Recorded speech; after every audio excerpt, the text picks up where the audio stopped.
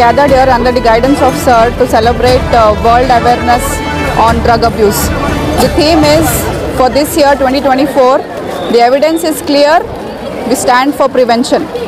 So main objective of this program should be prevention, and for that I think we should need to know what is the problem. Prevention is better than cure, as we say. So first, know what is your problem. The major problem, maybe it is depression. We are all here to solve your depression. Knowing the problem is much better. So trying to solve the problem and then getting elevated from the addictions, trying to help them is a very important task. I think with the help of the ministry, with the police, with the education and the hospital, we all can get through it. Thank you. RTV Kannada ಚಿನ್ನದ ನಾಡಿನ ಕನ್ನಡಿಗರ ಧ್ವನಿ. ನಮ್ಮ channel ವೀಕ್ಷಿಸಿದ ನಂತರ like ಮಾಡಿ, share ಮಾಡಿ, subscribe ಮಾಡಿಕೊಳ್ಳಿ.